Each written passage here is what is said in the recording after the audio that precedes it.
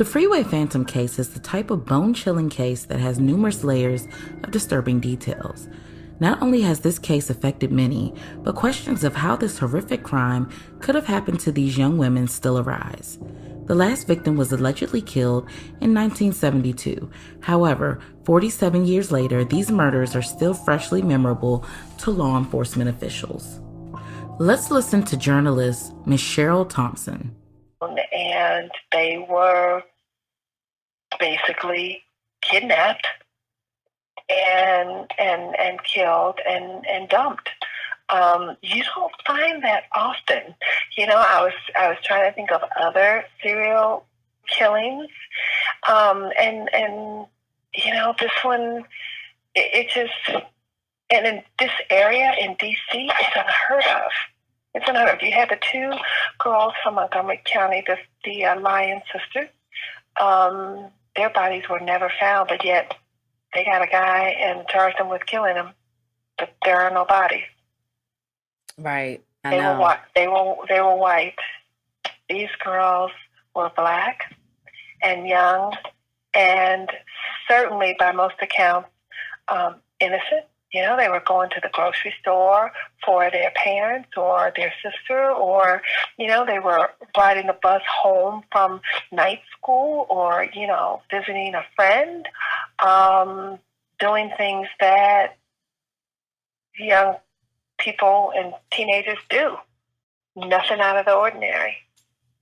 There were really diligent detectives, black and white, who, because I talked to a couple of them, one in particular, well, actually two white male detectives, who one in particular found the body of one of the girls, and I mean it when I called him and I asked, he had an unusual name, and so I knew I had the right person, and when I told him why I was calling, he said to me, his first words to me were, "Oh my God, I got goosebumps. I haven't thought about this case in 40 years, he says, but I never forgot it either." And this is a white detective. It has bothered him. He had children at the time, small children at the time, and he couldn't fathom what that would have been like if it had been his kid. This case of the Freeway Phantom rocked the city of Washington, D.C., causing long-lasting and devastating effects on the family of the victims. Perhaps we forgot how impactful a murder case can be on the loved ones. Sometimes the media can show a particular focus on the apprehension of the culprit versus sharing information on other facets of the case. This can allow little to no regard on the damaging effects the family members must confront on a daily basis. Here is Miss Romaine Jenkins. Okay, yes, because, people don't realize, but the devastation that this has caused to the families, Can you imagine what Carolyn Spinks is going through? Her identical twin is there no longer. Right. And look at the rest of the families. All of these young ladies came from families, and now somebody is missing, and nobody knows how they vanished. And they had struggles. A lot of the siblings have struggled over the years because of these. You have to remember, these siblings were children too when this happened, and so they've lived all of their lives never knowing what happened to their sisters' faces. And the sad part too is now that most of the parents are dead. A lot of the detectives are dead.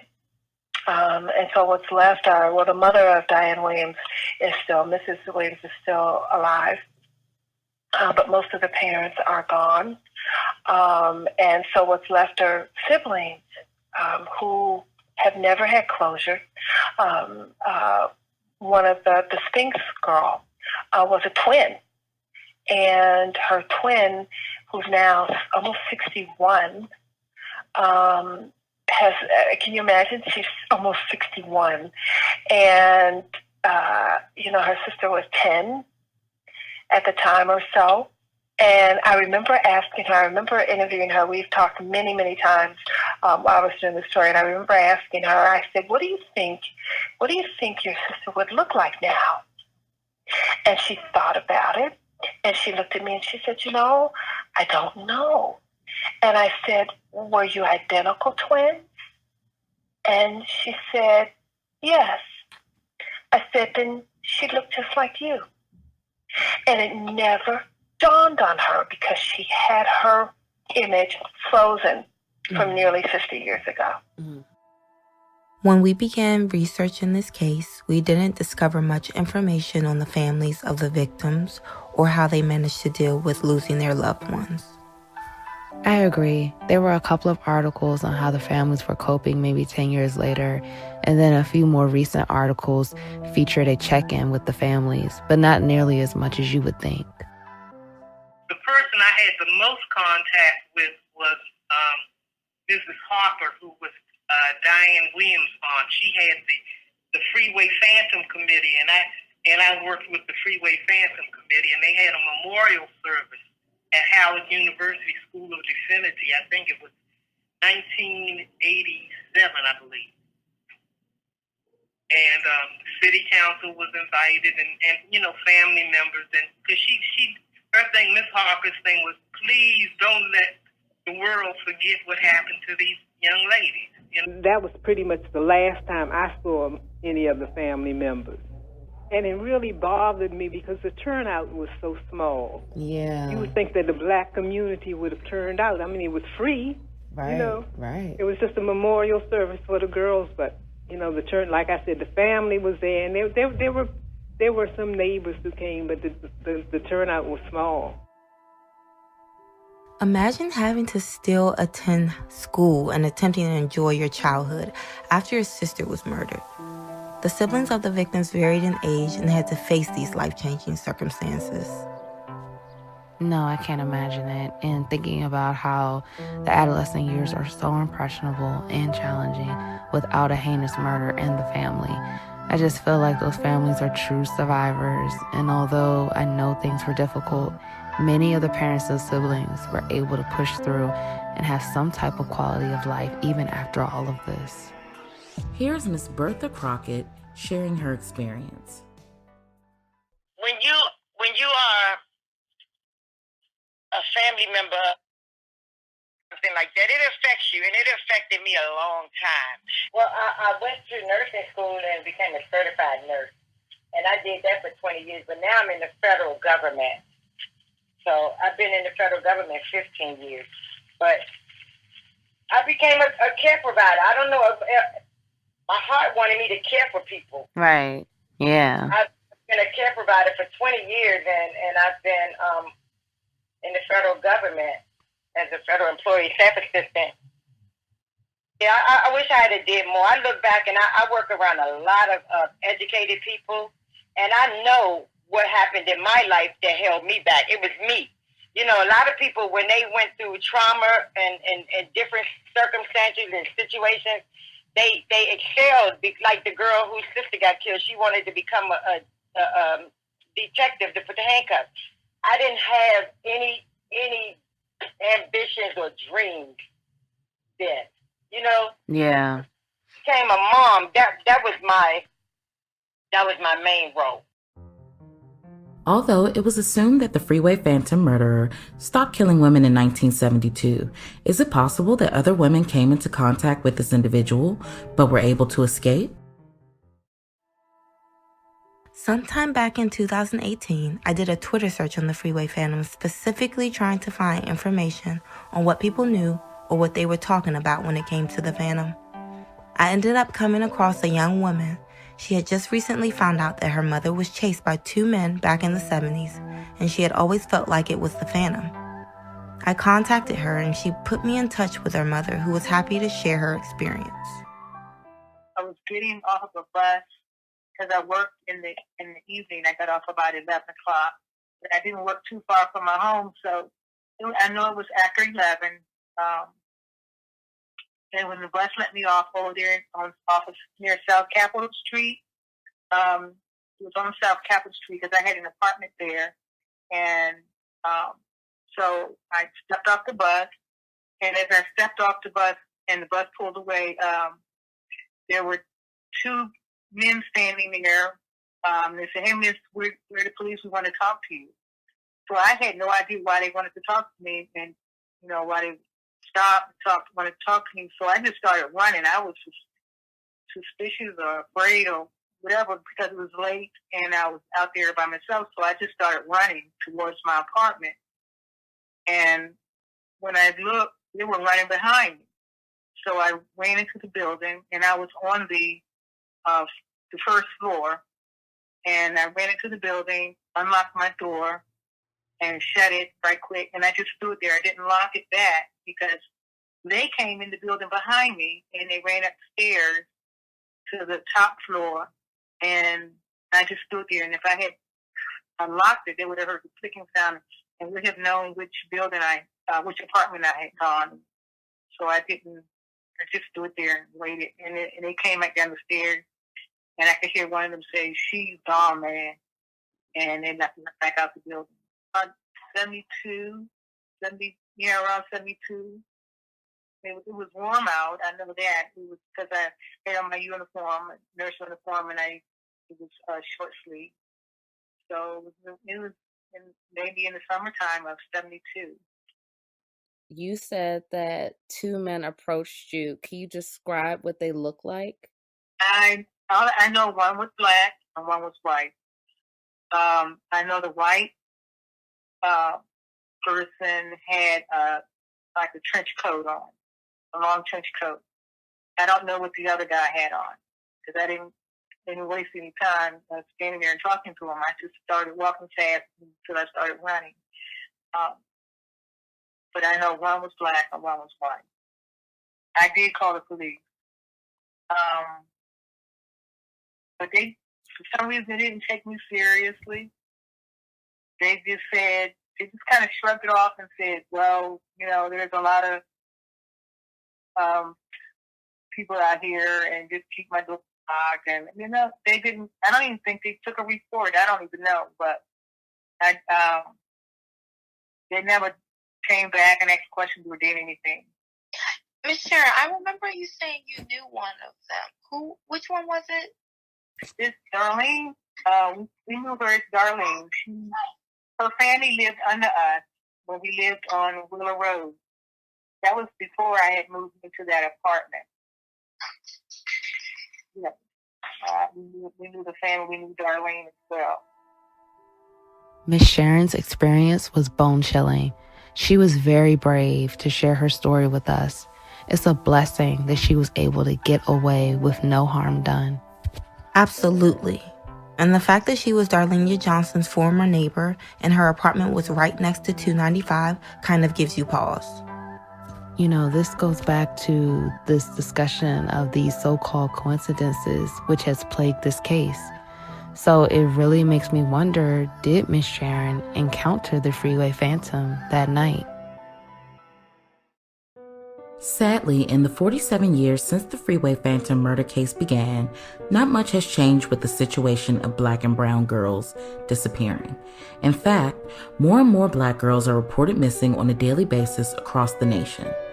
Some of the reasons why Black girls disappear are still unclear. We asked various people their thoughts on the Black girls go missing topic. Let's listen to their comments.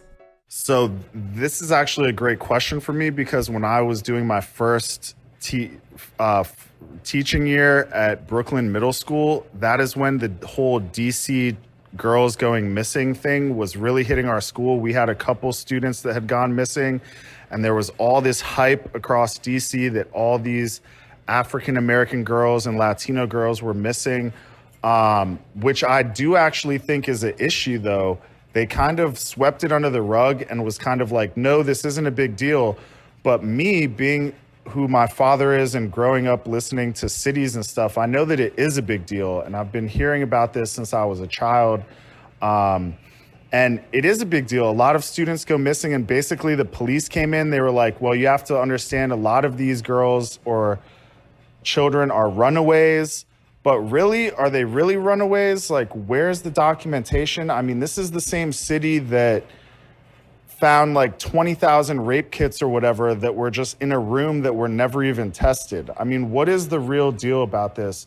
And I've been hearing about it since I was literally in elementary school. And I think it's an issue that kind of is just not really talked about a lot. It's when I've had former students who've gone missing. It gets more play on social media in our own private circles than it does in mainstream media on television or the radio. I think it happens so much to minorities, whether it's through violence, abductions, domestic issues, where kids go missing and disappearing or kidnapped, that it doesn't get the same play as, a mainstream or white child, especially a girl going missing. I think about the JonBenet Ramsey case. It was on local media here for some child all the way in Colorado just because she had this American dream family situation, but a minority kid who might be from a single parent home won't get the same kind of airplay.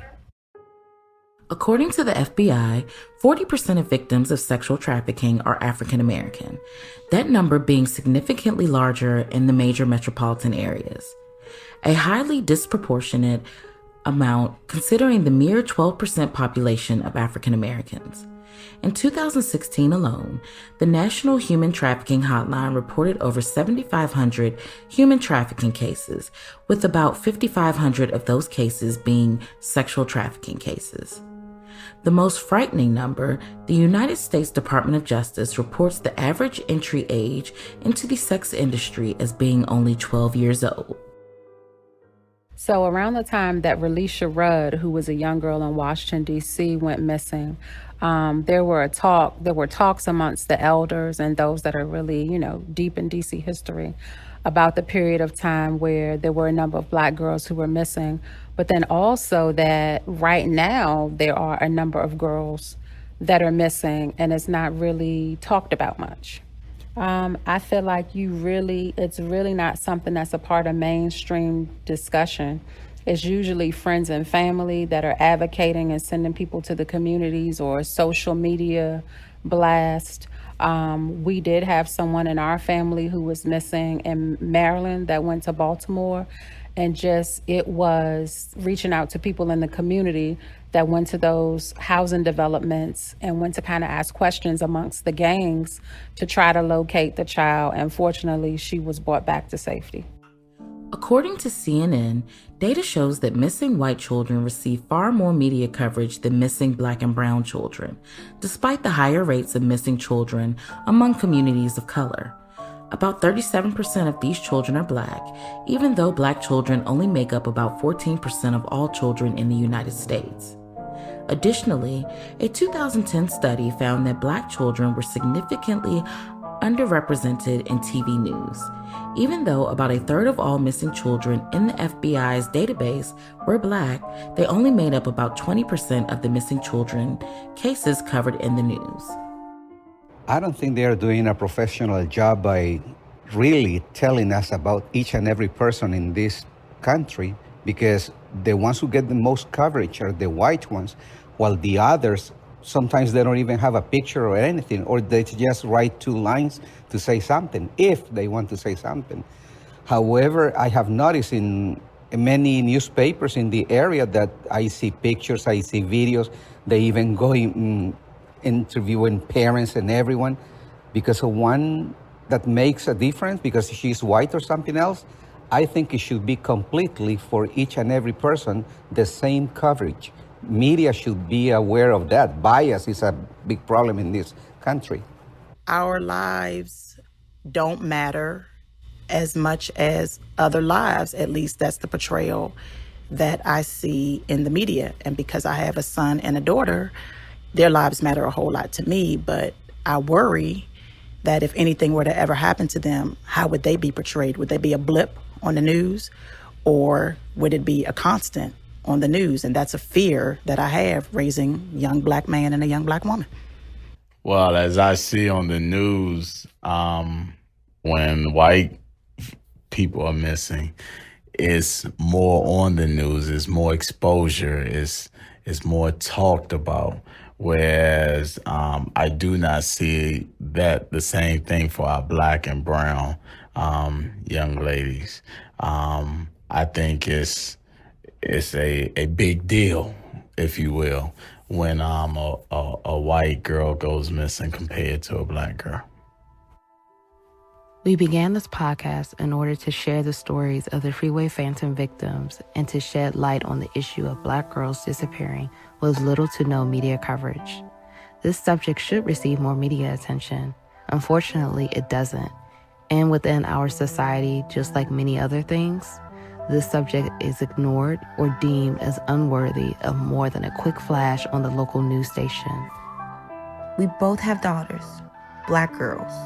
It's time to highlight the issues and bring awareness. Black girls matter. Brown girls matter. Unfortunately, we live in a world where your socioeconomic standing dictates whether or not your life is important. It dictates if you'll get a fair chance at justice. As a society, we must do better. Exactly. We have to spread more awareness about these disgusting crimes and occurrences. If we could all commit to doing our part to increase the level of awareness and educate each other on what's happening with young Black women, we can experience groundbreaking change.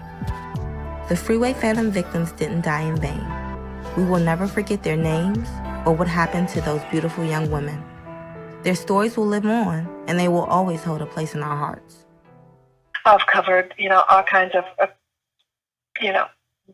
unusual stories, but this one I wanted to do for a while because it remains unsolved, and it is unthinkable that someone did that. That could have been my kid. That could have been my little sister. That could have been, it's just, and to go all these years, almost a half century, 50 years of not knowing. And also, too, I think people have forgotten about it. A lot of people didn't even know about it, but certainly people forgot about it, and I wanted to bring it back to the forefront and put it fresh in people's minds, and maybe, just maybe, somebody will remember something and say something. The only way these cases won't be forgotten is if we don't forget them. Are you always going to stay connected with this case? Until I take my last breath. If you're enjoying Somebody's Watching podcast, please like, share, and subscribe.